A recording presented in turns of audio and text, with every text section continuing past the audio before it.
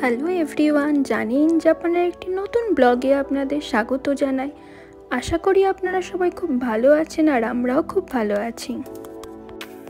জাপানের কিয়োটো শহরের নাম তো অনেকেই শুনেছেন। এর আগের একটি ভিডিওতে আমি কিয়োটো শহর সম্পর্কে কিছু কথা জানিয়েছিলাম। আজ আমি এসেছি কিয়োমিজু-দেরা মন্দিরে, যা কিয়োটোর একটি ঐতিহাসিক জায়গা। পাহাড়ের গা ঘেঁষে নির্মিত এই মন্দিরটি শুধু ধর্মীয় স্থান নয়, জাপানের সংস্কৃতির এক জীবন্ত চিহ্ন বলতে পারেন। মন্দিরে ঢোকার আগে চোখে পড়ে বিশাল এই দেবা গেট বা নিয়মন।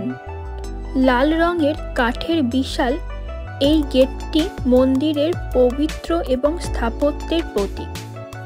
এখান থেকেই শুরু হয় এক আলাদা অভিজ্ঞতার যাত্রা।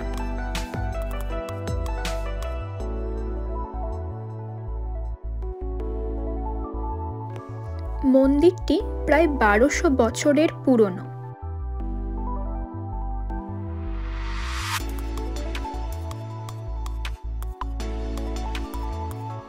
মন্দিরটি ইউনেস্কো ওয়ার্ল্ড হেরিটেজ সাইট হিসাবে স্বীকৃতিও পেয়েছে।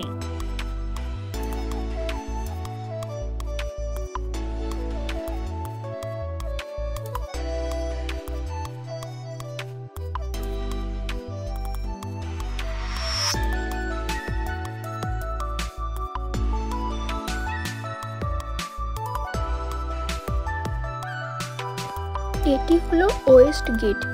গেটের অলংকার এবং কাঠের কারুকার্য সত্যি মনোমুগ্ধকর।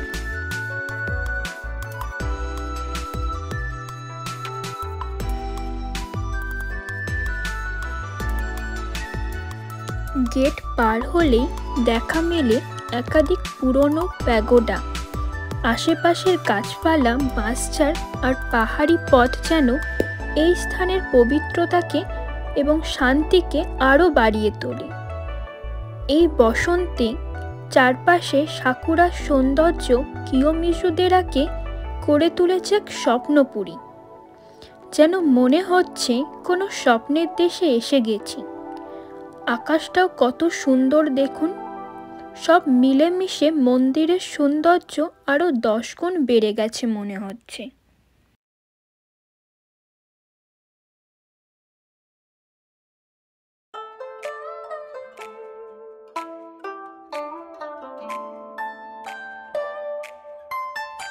সামনেই রয়েছে রিসেপশন। এখান থেকে আমরা টিকিট কেটে এবার ভেতরে প্রবেশ করব।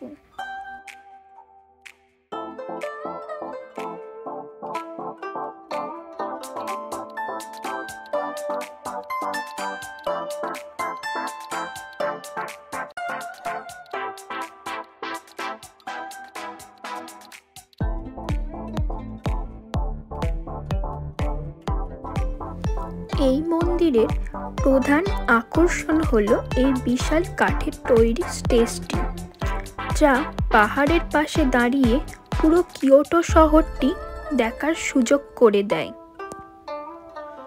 সবচেয়ে আশ্চর্যের বিষয়, এই স্টেজের কাঠামোতে একটি পেরেকও ব্যবহার করা হয়নি।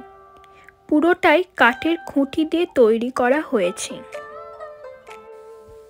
পুরনো বিশ্বাস ছিল, কেউ যদি এই স্টেজ থেকে ঝাঁপ দিয়ে বেঁচে যায় তবে তার ইচ্ছা পূরণ হবে, যদিও এখন সেটা নিষিদ্ধ। কিয়োটো শহরটি পুরো দেখা যাচ্ছে, আর ওই যে দূরে দেখতে পাচ্ছেন টাওয়ারের মতো একটা, ওটা হলো কিয়োটো টাওয়ার। কতটা সুন্দর দেখতে লাগছে দেখুন। চারিদিকে পাহাড়, পর্বত, গাছপালায় ঘেরা, সঙ্গে আবার সাকুরা। কিয়োমিজু-দেরা মন্দির শুধু ধর্মীয় স্থান নয়, বরং এক ধরনের আধ্যাত্মিক জায়গা, যেখানে আসলে মনটা ভালো এবং শান্ত হয়ে যায়।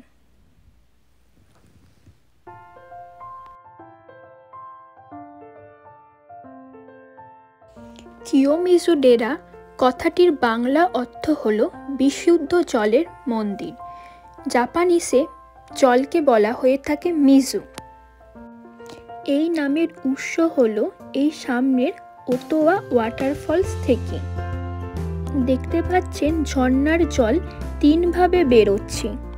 প্রথমটি থেকে জল খেলে আপনার দীর্ঘায়ু লাভ হবে, মাঝেরটি থেকে জল খেলে বিদ্যা লাভ হবে এবং শেষেরটি থেকে জল খেলে আপনার সফলতা লাভ হবে, এমনই বিশ্বাস জাপানে প্রচলিত আছে। জাপানি সংস্কৃতির একটি অন্যতম অংশ হলো ওমিকুজি, অর্থাৎ ভাগ্য জানার ছোট কাগজ। এটি জাপানে খুবই প্রচলিত একটি রীতি বলতে পারেন। কেউ খারাপ ভাগ্য পেলেই সেটা এভাবে গাছে বেঁধে রেখে আসে যাতে তা দূর হয়ে যায়। এই কাঠের ছোট ফলকগুলোকে দেখছেন, এটাকে বলে এমা, যেখানে মানুষ নিজের ইচ্ছা, প্রার্থনা এবং ধন্যবাদ লিখে ঝুলিয়ে রাখে।